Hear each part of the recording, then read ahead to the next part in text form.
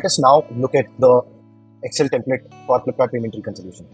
First thing first, once you download this Excel template and try to open it on your system, the Excel will prompt you to enable or disable macros. Please ensure that you have enabled the macros so that all formulas in this Excel sheet can work. The first sheet here is for instructions. So whatever we are going to discuss in this video is also covered in a text. Alternatively, you can also refer to instruction sheet to learn how to use this template at your own pace.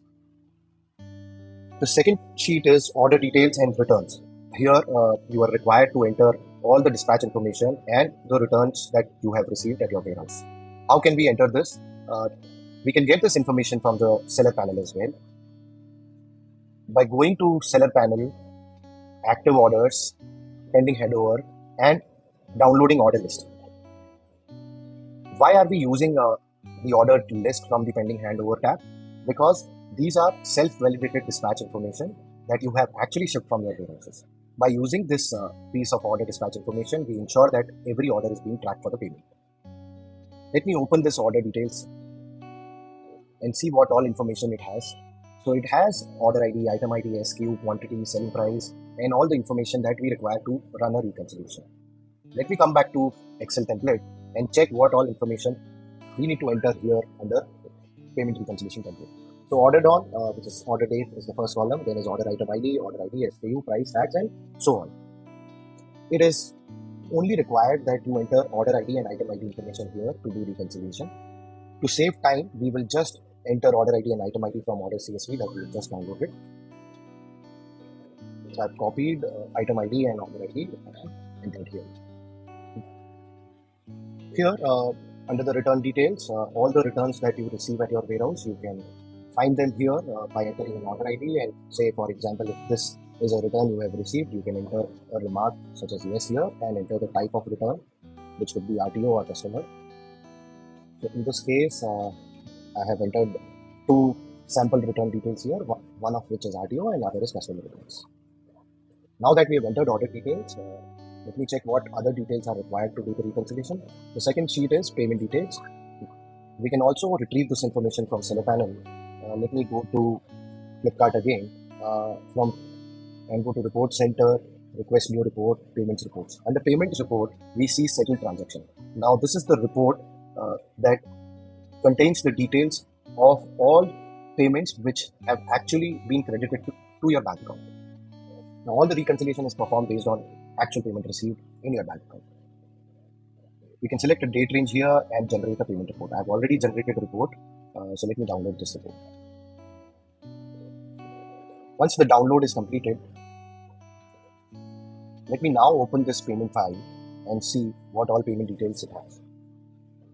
The second tab, orders, has order ID, item ID, settlement value, payment date. So this payment that we see here is the actual payment that has been credited against all these respective order IDs and item IDs. Let me go back to our template and check what all details we need to fill in here. So first is order ID, second is item ID, and third is settlement value. Let me just go back and copy and paste this information here under the template.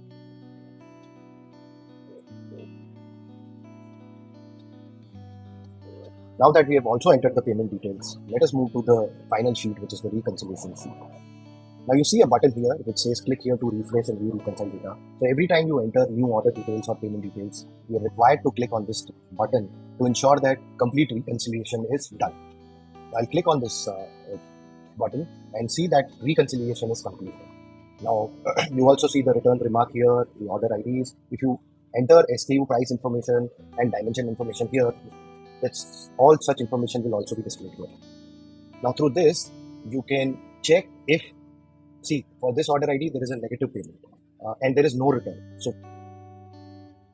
you can make out that there is a return dispute here. You can check the status of this order ID under the returns tab of Flipkart and find out whether there is a return dispute against this order ID or not. Alternatively, you can also check order level profit from this reconciled information. So what you can do is, once you have the SKU information, you can enter the cost details here and find out your order level profits. Please note that you cannot edit this reconciliation sheet because there are a lot of formulas that are there in the background. So to do all analysis, you need to copy this information, paste it in a new Excel and do further analysis. This Excel is provided by eCombooks to help sellers with payment reconciliation. If you still struggle to do it manually, eCombooks is a platform which automates payment reconciliation, return reconciliation, and offers you SKU level profit reports. eCombooks also helps you with identifying lost returns, returns not delivered to you, overcharged orders, underpaid orders, unpaid orders, and help you with raising such disputed transactions with the marketplaces as well. If you want to get a demo and want to explore more about our services, please visit our website www.ecombooks.co.in. Alternatively, you will find our contact details below in the video link. You can also reach out to us via our mobile number. Contact details provided in the comment section. Thank you very much for your time. I hope this helps you streamline your e-commerce operations.